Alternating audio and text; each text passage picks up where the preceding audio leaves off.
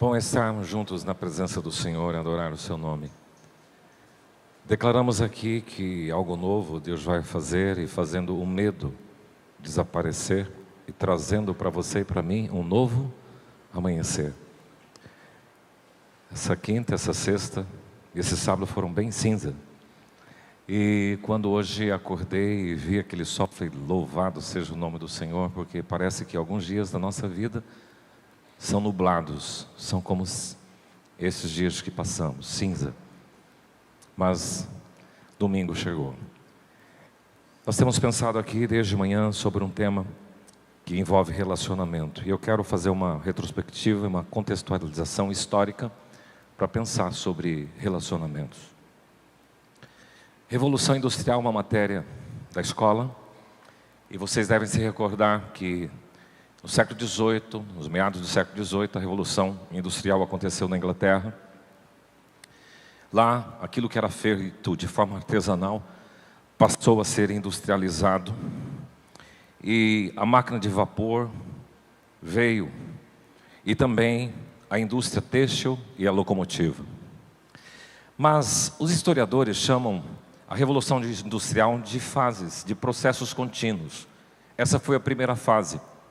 A segunda fase acontece depois do século XIX, entre 1850 e vai até 1945. E nesta fase, que é a segunda, há uma continuidade do processo de atualização industrial, melhoria nas técnicas, criação de máquinas e de novos meios de produção. E foi aqui nesse período que surgiu a eletricidade e potencializou a produtividade. Aí vem a terceira fase na Revolução Industrial, que os historiadores dão um tempo estimado entre 1945 até 2015. E nesse período, há uma inserção muito forte da tecnologia no campo científico, atrelando tudo isso à indústria e ao sistema produtivo. E aqui o destaque nesta fase são as indústrias de alta tecnologia, genética, robótica, informática, telecomunicações, eletrônica, entre outras. A partir de 2016, iniciou a quarta Revolução Industrial. Esse nome foi dado pelo fundador do Fórum Econômico Mundial em 2016, Klaus. E ele chamou esta fase de 4.0. E esta fase ela é caracterizada, e ela continua até os nossos dias, pelos avanços tecnológicos, nanotecnologias, neurotecnologias, os robôs, a inteligência artificial, biotecnologia, sistemas de armazenamento de energia, drones e impressoras 3D. Aqui, nesta fase, acontece o que daqui a um dia vamos ver, a automatização total das fábricas, em que pouca mão de obra será utilizada. E já acontece isso no campo, com os equipamentos tecnológicos, coletadeiras, tratores, com GPS e com tudo isso. E é nesse contexto, entre terceira e quarta fase da Revolução Industrial, que entramos na era conhecida como Era Digital, ou chamada também de Era da Informação. Eu assisti a um vídeo em que uma pessoa coloca 300 drones num campo grande de futebol e tudo ligado e conectado com o computador. Ele faz um teste durante o dia para aqueles drones subirem de forma simétrica e à noite depois eles fizeram esta operação. Todos esses drones foram direcionados pelo computador e eles faziam imagens geográficas no céu, coisa mais linda, tudo sincronizado. É esta fase da era digital, da era da informação. Eu mesmo vi, fiquei surpreendido, estava lá numa fazenda perto do Maranhão, na região de Imperatriz, e vi uma propriedade rural em que a pessoa estava colhendo a soja, logo em seguida vinha a plantadeira com milho e um drone jogando a semente de braquiária que ia crescer junto com o milho. Então esta é a fase da era digital, da era tecnológica, e nesse contexto tudo surge uma palavra muito importante, que é a palavra que nós vamos usar um pouco hoje, que é network. Net significa rede, e work, trabalho. No primeiro momento, quando se fala em network, nós estamos pensando só nas relações de trabalho, mas não é. Aqui é um pouco mais amplo, porque A rede de relacionamentos é definida entre as pessoas com as quais você mantém algum contato, com alguma regularidade, e que possa agregar algum valor mútuo. Por exemplo, na classificação primária, são as pessoas do seu convívio, são seus amigos e suas famílias. Esta é a rede primária. Mas tem uma outra rede secundária, que aqui vão se encaixar aquelas pessoas que você possui contatos mais formais, como seus colegas de trabalho.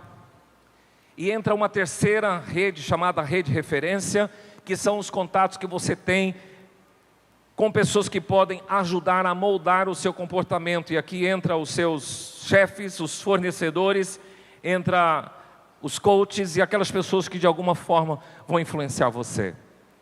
Hoje nós vamos entrar nessa temática de relacionamento, de network, e eu quero convidar você a abrir sua Bíblia em Romanos 1, 11 a 13. Eu quero ler esses 3 versículos e depois nós vamos ler lá em Romanos 16, 3 a 16, no final desta reflexão.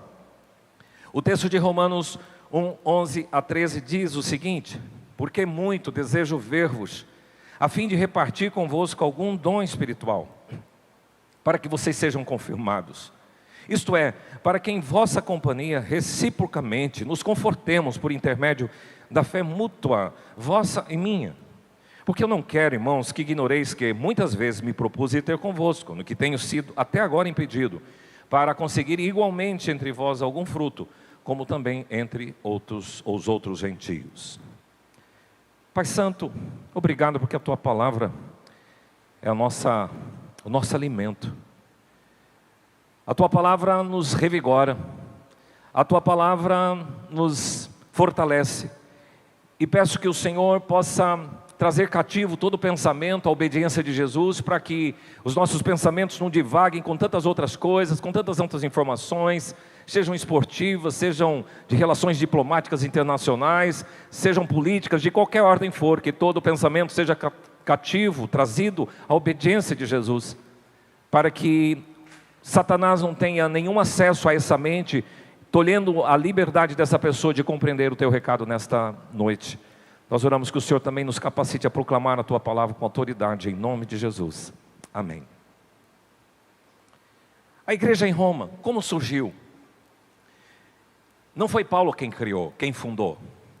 Paulo, ele durante 10 anos de ministério, ele fundou uma grande parte. Paulo era um missionário itinerante, ele foi um fundador de igreja. Paulo também era um mestre. E ele fundou a igreja de Corinto, as igrejas da Galácia, a igreja de Tessalônica, de Colosso, de Filipos. Algumas igrejas que nós encontramos algumas cartas, e além dessas outras igrejas. Agora, Roma não. A igreja de Roma, segundo alguns historiadores, a ideia do surgimento dela é a seguinte: alguns judeus que moravam em Roma foram para Jerusalém celebrar as festas judaicas, e lá em Roma, lá em Jerusalém, eles tiveram um encontro com o Senhor Jesus Cristo, justamente naquele período do Pentecoste, em que prosélitos, em que pessoas de todas as regiões do mundo estavam lá em Jerusalém. E através da ação do Espírito Santo, essas pessoas se converteram ao cristianismo. Agora convertidos, esses judeus lá em Jerusalém retornam para a sua cidade materna, e agora eles fundam e eles organizam a comunidade dos discípulos. Essa é uma ideia. E Paulo agora escreve uma carta entre 55 e 56 depois de Cristo, com um propósito bem definido que ele explicita nesse texto que eu acabei de ler com vocês. 3 propostas de Paulo. Eu quero estar no meio de vocês para frutificar entre vós. Eu quero estar com vocês para compartilhar o meu dom. E eu quero estar com vocês para nos consolar reciprocamente. Então essas são as 3 propostas de Paulo, da sua intenção de visitar Roma. E ele queria fazer, e Paulo foi a Roma, segundo a história nos conta. A carta é a mais longa que Paulo escreveu. São 16 capítulos. E a carta contém a doutrina da justificação pela fé. Eu quero então pensar sobre o chamado do discípulo dentro dessa projeção, porque já tratamos aqui, os discípulos foi chamado para seguir, o discípulo foi chamado para servir, e na semana passada usamos uma palavra grega, que é o chamado do discípulo para o homatumandon. Vamos dizer? O chamado do discípulo para o homatumandon. Que é isto? O discípulo de Jesus foi chamado para experimentar a vivência coletiva da comunidade de fé, em que, como o Espírito Santo orquestrava a igreja, e ela tinha o mesmo vigor, e em uníssono ela servia ao Senhor com muita vitalidade. É esta palavra que Lucas utiliza no livro de Atos, quando fala que a igreja estava unânime, quando dizia que a igreja em comum acordo. Então nós estamos dizendo do homatumandon, em que as pessoas recebiam esse fôlego do Senhor. O nosso tema de hoje é o chamado dos discípulos para se relacionar, para se conectar com pessoas. Porque quando a gente olha para a história de forma linear, a igreja, mesmo passando por percalços, passando pela era da perseguição em Roma, passando pelo período da Idade das Trevas, chegando até os nossos dias, você percebe uma igreja linear que nunca mudou o seu jeito de ser e de se comportar, trabalhando sempre essa conexão e esse relacionamento de pessoas. Recentemente, eu me recordo de ter visto alguns ucranianos num bunker, cantando, adorando ao Senhor, porque é assim que a igreja se entende. E eu quero pensar então 3 coisas com vocês. A igreja que é chamada como comunidade de discípulos para se relacionar, pensando numa fé comunitária, pensando na mutualidade e pensando numa network, e é isso que eu quero pensar nessa temática. Primeiro vamos falar sobre a fé comunitária. Quando falamos em fé comunitária, nós vamos encontrar durante todas as escrituras sagradas, de Gênesis até Malaquias, e depois nos evangelhos e na história da igreja, uma fé que se concretiza na comunidade, nas relações interpessoais, entre as pessoas, entre os discípulos de Jesus. No Velho Testamento, por exemplo, o povo de Deus foi constituído por uma família, Jacó, Israel, e ele teve 12 filhos. Então essa família era uma comunidade, era uma fé comunitária, porque desses 12 filhos surgiram 12 tribos, das 12 tribos surgiram a nação de Israel, ou surgiu a nação de Israel. Então a fé ela é comunitária, ela não é individual. E você percebe isso no Velho Testamento, quando as pessoas vão para o templo de Jerusalém, cantando, alegrei-me quando me disseram, vamos à casa do Senhor. E lá eles ofereciam sacrifícios como família. Lá eles poderiam celebrar a festa do Pentecoste, que é também a primícia da colheita e da cega. E lá eles poderiam trabalhar a festa da Páscoa, onde eles rememoravam e relembravam o dia que eles saíram do Egito, e todas as famílias, fé comunitária no Velho Testamento. Quando a gente olha para o ministério de Jesus, nós vamos perceber também que ele traz essa consciência para os seus discípulos, porque há um círculo ampliado de relacionamento de Jesus, que começa primeiro com um amigo mais próximo de Jesus, que é o apóstolo João. Mas em algumas circunstâncias você percebe que além de João, Jesus tinha 2 outros discípulos que faziam parte de um círculo mais íntimo, que eram Pedro e Tiago. Então eram os 3, Pedro, Tiago e João. 3, desses 3, 12, o ciclo de relacionamento de Jesus parte para 12 apóstolos, desses 12 para 70, aqueles discípulos que ele envia de 2 em 2, dos 70 vocês vão encontrar os 120, aqueles que estavam reunidos lá no cenáculo em Jerusalém, aguardando a festa do Pentecoste. Dos 120 vocês vão para 500, porque Paulo escreve numa das suas cartas, que quando Jesus foi levado aos céus, 500 discípulos dele, mais de 500 estavam reunidos, e desses 500 vocês vão para uma outra comunidade dos discípulos, quando ele diz uma multidão de discípulos, e depois, por fim, no ciclo de relacionamento de Jesus, a multidão geral. Então há uma fé comunitária. Jesus não desenvolve a fé cristã no sentido isolado, mas ele amplia isso nos seus relacionamentos. Agora, quando a gente sai para a esfera da igreja, a igreja de Atos dos Apóstolos, a igreja primitiva, você vê Lucas registrando que todos os que creram estavam juntos e tinham tudo em comum, comunitária. Nós estamos falando então dos relacionamentos de uma fé comunitária. Por isso que Paulo escreve à igreja de Roma, que já estava distante daquele período de Atos dos Apóstolos, de Pentecoste em Jerusalém, 20, 30 anos depois, e ele está escrevendo para a igreja dizendo assim, intermédio da fé mútua, nossa ou vossa e minha, algo comum entre nós, a fé comunitária. E, portanto, a fé é tão comunitária que será uma característica do povo de Deus na eternidade, na população do céu. Interessante que Atos descreve o crescimento, o surgimento da igreja. Agora, quando João faz a narrativa das revelações do Apocalipse, ele deixa registrado lá em Apocalipse 7:9, depois dessas coisas vi, e eis grande multidão, que ninguém podia contar, enumerar, de todas as nações, tribos, povos e línguas, em pé, diante do trono e diante do Cordeiro, vestidos de vestiduras brancas, com palmas nas mãos, e clamavam em grande voz, dizendo: ao nosso Deus que se assenta no trono e ao Cordeiro pertence a salvação.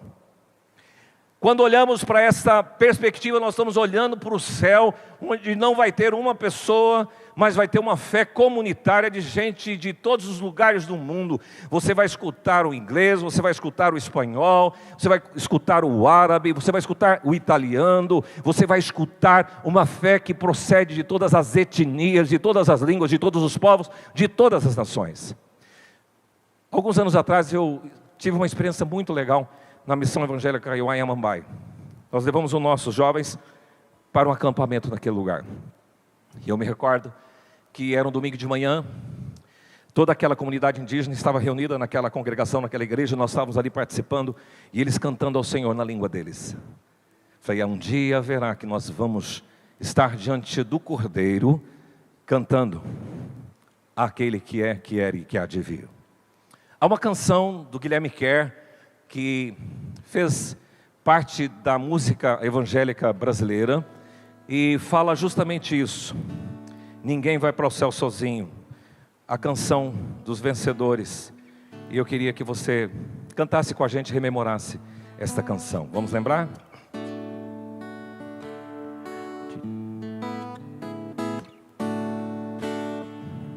De todas as tribos, povos e raças, muitos virão te louvar. De tantas culturas, línguas e nações, no tempo e no espaço, virão te adorar. Bendito seja sempre o Cordeiro, Filho de Deus, raiz de Davi.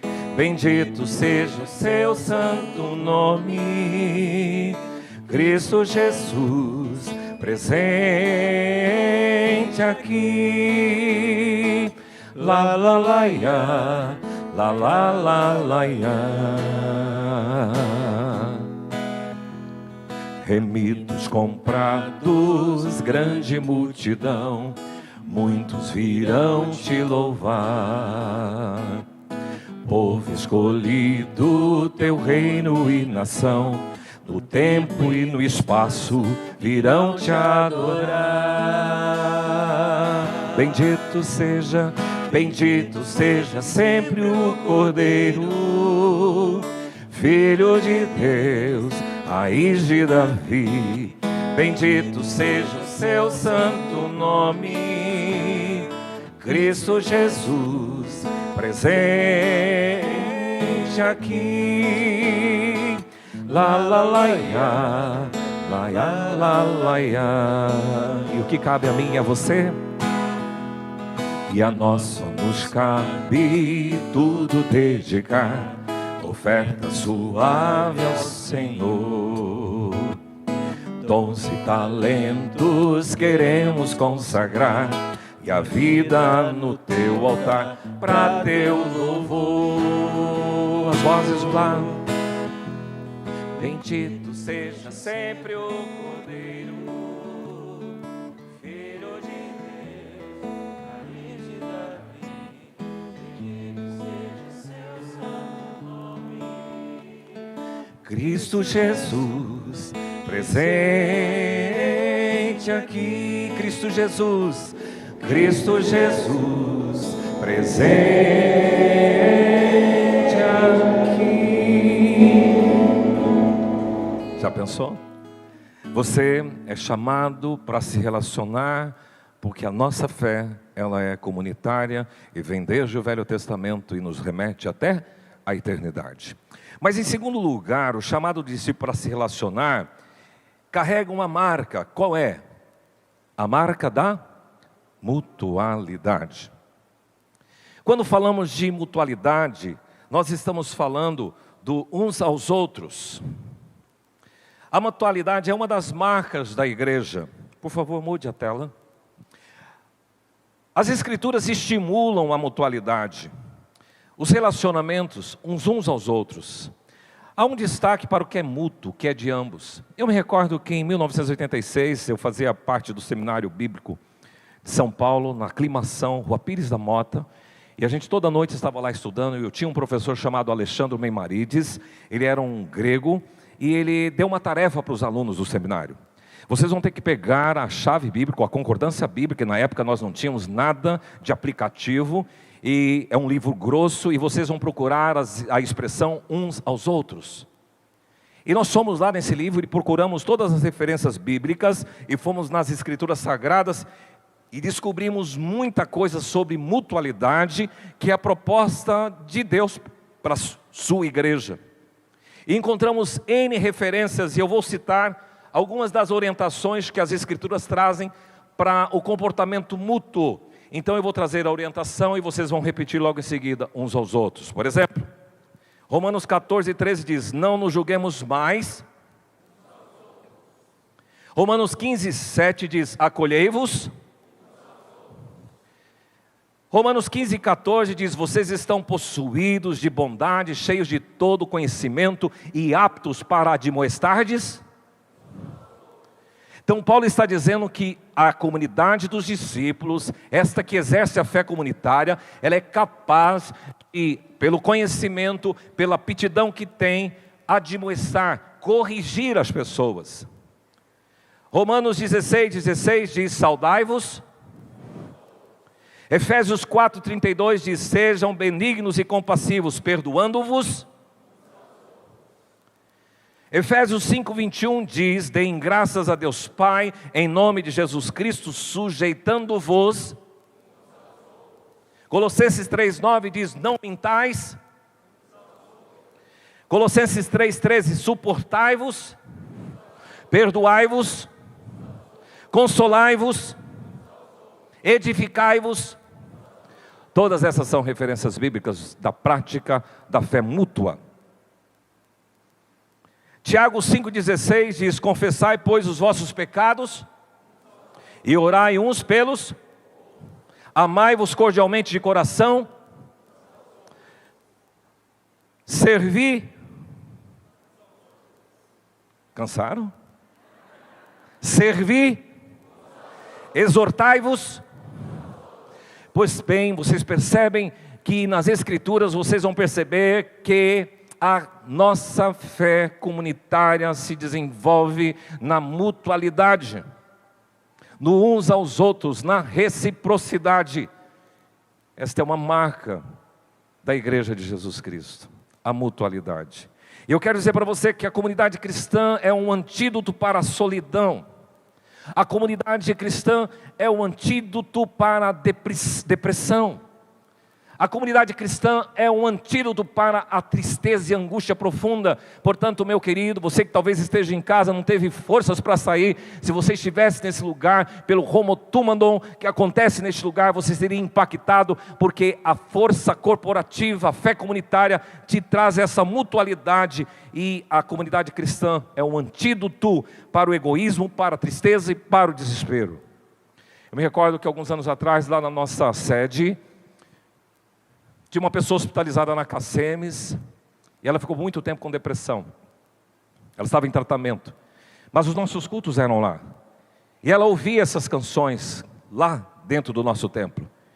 E essa pessoa foi atraída para a nossa comunidade pelo louvor, e ela foi liberta da sua depressão, da sua angústia. Por quê?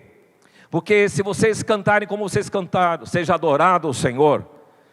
Quando vocês cantam que Senhor, desce sobre nós como fogo, vocês estão dando um checkmate para toda angústia, para toda depressão, para toda morbidade, para todo tipo de distúrbio emocional e até espiritual. E nós precisamos entender essa força da fé comunitária e da marca da mutualidade. Mas o chamado de discípulo, por fim, acontece através de uma rede de relacionamentos. Que aí nós vamos usar a palavra que veio da Revolução Industrial, da era digital, da era da informação, network. Quando você vai para a carta de Paulo à igreja de Roma, agora já no final do capítulo 16, versículos 3 em diante, vocês vão encontrar Paulo descrevendo uma lista de pessoas. Nomes dos mais esquisitos que vocês possam imaginar, mas que faziam parte da network de Paulo, que faziam parte da rede de relacionamentos de Paulo. E Paulo tinha um carinho muito especial por cada uma das pessoas que ele cita e menciona, destacando algumas singularidades, algumas particularidades dessas pessoas. E eu quero olhar com vocês essa lista que Paulo escreve.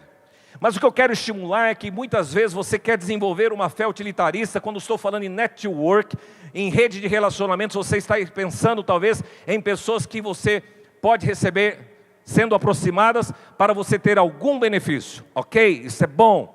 Mas mais que isto, você tem que ser na rede de relacionamento de outras pessoas, alguém que vai trazer relevância e marcar a vida daquela pessoa, como Paulo olha para essas pessoas que vocês vão conhecer agora e perceber como na sua network tinha várias pessoas com várias características que ajudaram na sua caminhada cristã. Romanos 16, 3 a 16 tem a seguinte lista. Versículo 3, saudai Priscila e Áquila, meus cooperadores em Cristo Jesus, os quais pela minha vida arriscaram a sua própria cabeça. E isto lhes agradeço. Não somente eu, mas também todas as igrejas dos gentios. Saudai igualmente a igreja que se reúne na casa deles. Esse casal, Paulo destaca que é um casal que coopera. É um casal que se doa pelos outros. É um casal que é hospitaleiro, que abre as portas da sua casa para a igreja reunir. Gente desse quilate, gente dessa estirpe, é importante que você tenha na sua network e na sua rede de relacionamentos. Mas ele continua no versículo 5, saudai meu querido Epêneto, primícias da Ásia para Cristo. Paulo faz questão de lembrar de uma pessoa, esse tal de Epêneto, que foi um dos primeiros convertidos na Ásia, e aquilo marcou o ministério de Paulo. Sabe aquelas pessoas que você começou numa célula, foi uma das primeiras pessoas que você encontrou, e aquelas pessoas têm um marco histórico na sua vida, é esse tal aqui de Epêneto. Versículo 6, Paulo descreve, saudai Maria, que muito trabalhou por vós, essa mulher dedicada no trabalho. E ele continua no versículo 7, saudai Andrônico e Júnias, meus parentes e companheiros de prisão, os quais são notáveis entre os apóstolos e estavam em Cristo Jesus antes de mim. São pessoas que você pode cantar. Andrônico e Júnias representam pessoas destacadas, pessoas notáveis. Sabe aquelas figurinhas carimbadas? Eram esses tais de Andrônico e Júnias. Versículo 8, saudai a Ampliato, meu dileto amigo no Senhor. Na sua network, na sua rede de relacionamentos, você tem que ter pessoas como Ampliato, pessoas que são amigas, e há amigos mais chegados do que irmão, diz as Escrituras Sagradas, são pessoas estimadas e queridas. Versículo 9, saudai Urbano, que é nosso cooperador em Cristo, e também o meu amado Estaques.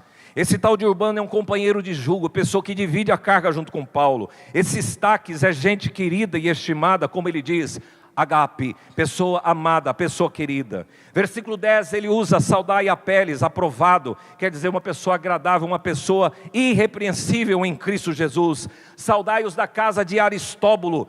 O próprio nome Aristóbulo significa conselheiro, gente que aconselha, gente que orienta. Você tem que ter na sua network gente que você vai prestar conta, gente que você vai ouvir orientação. Você tem que ter na sua rede de relacionamentos. Versículo 11, saudai meu parente Herodião, gente de casa que Paulo pode contar. Saudai-os da casa de Narciso que estão no Senhor. Eles têm gente que persevera, gente crente. Versículo 13, saudai 12, saudai Trifena e Trifosa, olha que nome estranho, mas essas mulheres trabalhavam no Senhor. Saudai a estimada Pérside, que também muito trabalhou no Senhor. Gente pé depois, gente que você pode contar, que põe a mão na massa, e ele destaca essas pessoas dentro da sua network. Versículo 13, saudai Rufo, eleito no Senhor, gente top, gente classe A, gente destaque, igualmente a sua mãe, que também tem sido mãe para mim. Sabe aquelas pessoas que você chega e são como mãe que te acolhe, que te recebe, como pai. É esse tipo de gente que você tem que ter na sua network, na sua rede de relacionamento. E ele encerra, versículo 14 em diante. Saudai Ansícrito, Flegonte, Hermes, Patrobas, Hermas, e os irmãos que se reúnem com ele. Saudai Filólogo, Júlia, Nereu e sua irmã Olimpas, e todos os santos que se reúnem com ele. Sabe o que ele está dizendo? Você tem que ter na sua network gente que gosta de tomar tereré junto. Gente que gosta de se reunir nas células. Gente que joga futebol, que joga vôlei, que pedala junto. Gente que faz parte da sua network, que está reunida em nome e em torno de Jesus Cristo. Isto é network de discípulo de Jesus. Nós não vamos cantar essa canção, mas Asaf Borba valorizou nessa rede de relacionamentos quando ele compôs uma música que diz assim: eu não sei o que seria de minha vida sem irmãos e irmãs, sem amigo que com o amor de Jesus mudaram meu coração quando sem destino algum eu caminhava para o fim. Eles estenderam suas mãos para mim.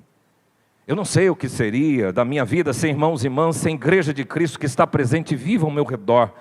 A comunhão, a oração que nos conectam, que nos unem ao Senhor, trazem em mim alegria e mais vontade de viver. E se a cada dia neste amor nos unimos mais e mais, nós podemos esse mundo transformar. E que muitos como eu assim possam cantar. Eu não sei o que seria sem irmãos e irmãs. Esta é a network que nós precisamos ter. Quero que você curva sua fronte e feche os seus olhos. Nós tivemos, nesse período de reclusão, um tempo em que, dos domingos, nós fizemos uma ceia drive-thru. Depois de um tempo isolado, as pessoas vinham dentro dos seus carros, e quando a gente ia entregar esses elementos, foi um tempo de muita emoção, porque a gente estava com saudade da comunidade dos discípulos. O que a comunidade dos discípulos é para você? Como é que você está em seus relacionamentos? Que você tenha gente que coopera no seu lado, e você seja assim também. Gente hospitaleira, que se doa pelos outros, que é dedicado ao trabalho, com quem você pode contar, gente notável, gente destacada, estimada, querida, agradável, irrepreensível, conselheira, mãezona, paizão, crente, pé de boi, amigo do peito, gente que acolhe, verdadeiros pais, que você possa encontrar nesta igreja Assíncritos, Flegontes, Hermes, Patrobas, Hermas, Filólogos, Júlias, Nereus, Olimpas. Senhor, nós queremos ser uma comunidade dos discípulos que te adora e que te serve. Que o Senhor encontre na vida de cada um esse desejo de ser bênção na vida das pessoas. E que a gente seja cercado de uma network influenciada pelo Teu Espírito Santo. No nome de Jesus. Amém.